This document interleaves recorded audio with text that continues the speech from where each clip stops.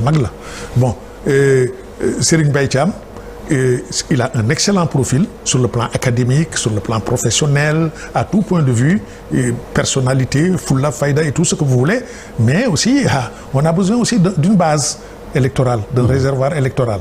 Bon, ensuite, le PS n'est pas qu'un parti, parce que le PS est une obédience, c'est un courant de pensée, c'est la social-démocratie.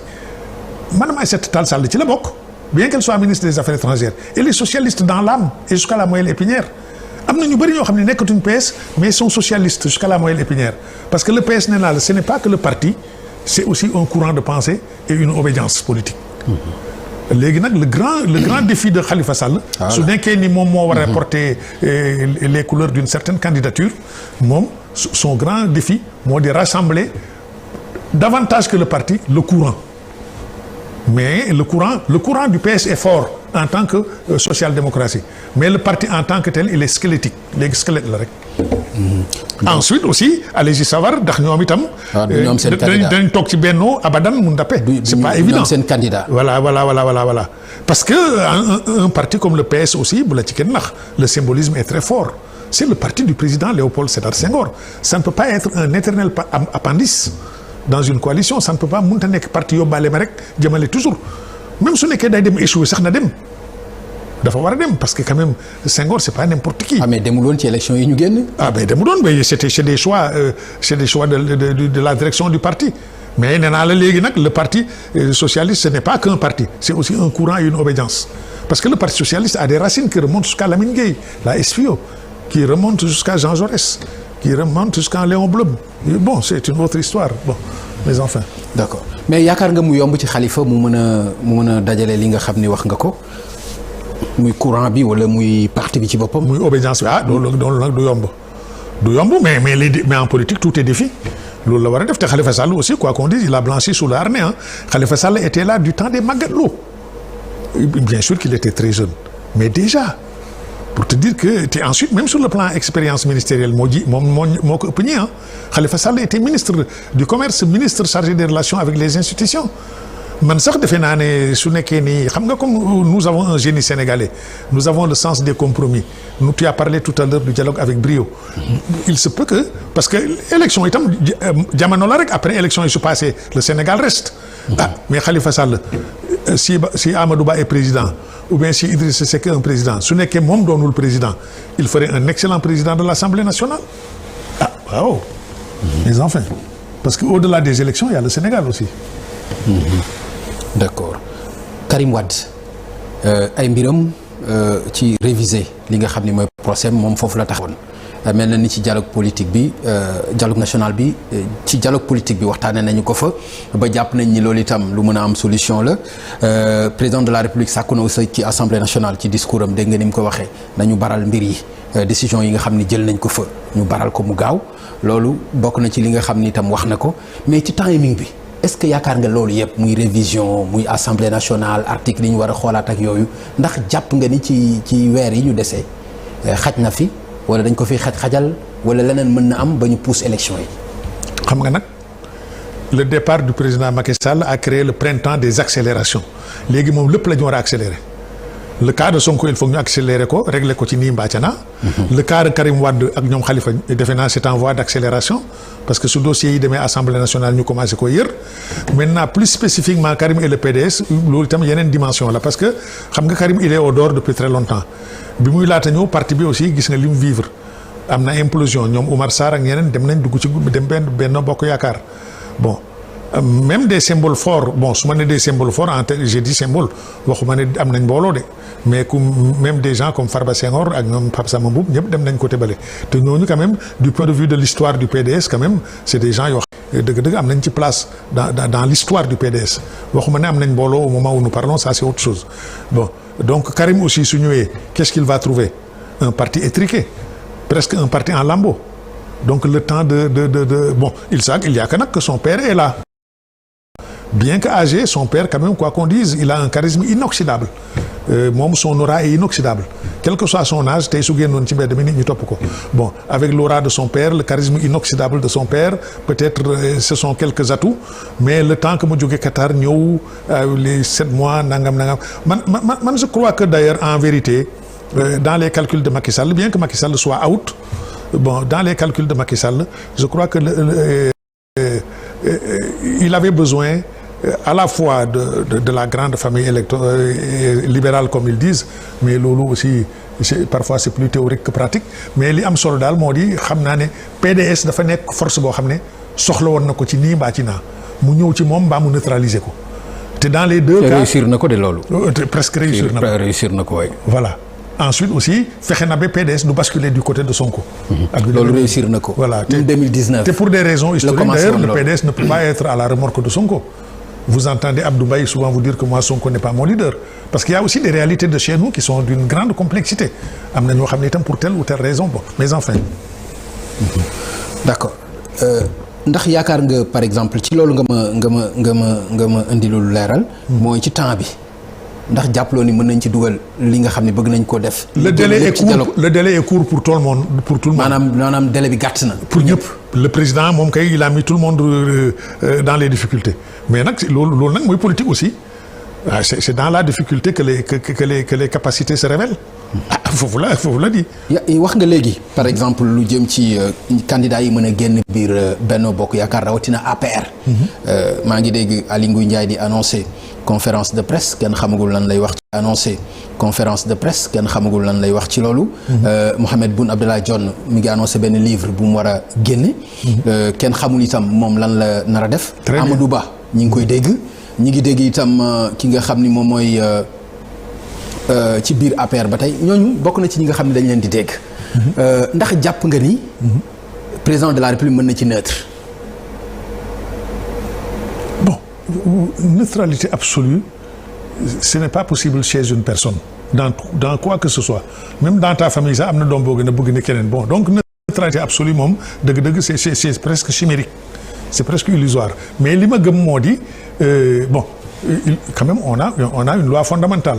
On a des règles, on a des lois qui ne sont pas des lois fondamentales mais d'autres lois qui encadrent le jeu politique. Alors bon nag li ëpp solo daal moo di y aura la primauté des lois ci dans le jeu politique. Bon léegi nag les sentiments du président bon c'est autre chose rax ci dolli aussi vous n'avez pas tort de poser la question parce que nag c'est la première fois ñu nekk dans ce cas de figure un président de la République qui organise des élections sans en être candidat. C'est la première fois. Bon. Et il va organiser ça su remaniement amul il va organiser ça avec Antoine Diome. Passez-moi l'expression son Antoine Diome. Pourquoi bon c'est une façon de dire que c'est son ministre parce que le ministre est un exécutant sous tous les siens c'est les députés qui peuvent cultiver des velléités de liberté à juste raison mais un ministre moom est un exécutant un ambassadeur est un général est un exécutant bon nag ce sont des hommes du président par la force des choses devoir de loyauté et de fidélité. Bon, alors donc moom moo koy organiser quelle est sa marge d'intervention d'influence yooyu loolu dafa neexul a évaluer mais loo ci mun wax itam les élections sont encadrées par la loi ba nga xam ne doo mën a tëb rek def lu la neex aussi. Parce que la loi aussi elle encadre les élections. Bon alors donc ce qui va se passer c'est que la compétition sera rude mais nii nga ma wax nii ak su ak nii mu feeñee su nekkee ni nii lay wéyee c'est pas bon pour Benno Bokk Yaakaar. Parce que su candidat yi bëree foofu mooy li ma doon wax léegi suñ góorgóorluwul bi am benn mbër mu mën a ngemb jàppale ko. loolu yaakaar nga mën na nekk ci biir. Benno waxuma Benno sori na ci biir APR yaakaar nga ni mën na ci am benn mbër Benno moom xalaatuloo ko que mu am benn candidat loolu moom mënul nekk. ah bon. non vous êtes catégorique. non plus que loolu kay mënul nekk. ah déedéet impossible Benno am benn candidat loolu moom. mais impossible n'est pas politique de. man je te rappelle ça man mii di wax sax je ne peux pas te démentir parce que mun nay amit li nga wax am. Benno Siggil Sénégal jaar na fi te foofu lañ ko gënoon yaakaaree. attention c'est des coalitions qui n'ont pas la même histoire parce que xam nga Benno Siggil Sénégal et ça il faut remonter jusqu'aux rivalités ataviques passez-moi l'expression entre Djibo Ka Moustapha Niasse Tanor bon yooyu c'est derrière nous ñoom dem nañ bay seen yàqal seen bopp sax ñoom. voilà bon mais ñii nag ils n'ont pas ce type de rivalité atavique là à ce point là amul. dëgg nag nañ waxante la bon que les ambitions s'entrechoquent que les ambitions se frottent loolu moom on est en politique bon sauf que itam il y aura toujours des intermédiations parce que nee naa la y a le génie sénégalais il y a d'autres ressorts. Tu penses que entre Abdoulaye Daouda Diallo et Amadou Ba mënut a am ay réglages venant d'ailleurs parce que nit ñoom ay nit lañ am ñu seqal teraanga am ñu seqal coloré am ay relation mais xam nga ne mënuñu bokk gouvernement. bon loolu aussi man en politique. ci yu mujj yi nga xam ne gis nañ ko. bon mais en politique il ne faut jamais dire jamais bon maintenant pour le rôle de Macky Sall aussi il peut être réel mais il est aussi limité parce que nag dama la bëgg yëgal ne gis nga fii en Afrique président suñ la toppee rek décret bay tax. Parce que le président en Afrique c'est le seul qui peut modifier le destin d'un homme entre midi et 14 heures. D'accord. Président moo mun a ubbi palanteer bi ne xool leen ma sireur bale kuy siree chaussure mu ñëw mu ne ko nommé naa la ambassadeur extraordinaire et plénipotentiaire à Praia nga dem ñu jox la Mercedes 280 SL alors que sireur nga woon loolu président rek moo ko mën ci Afrique mais nag su fi décret bi nekkatul mais président Macky Sall sax wax na ko. waxoon na ne soo gisee bugg da wax ne du ma doon candidat.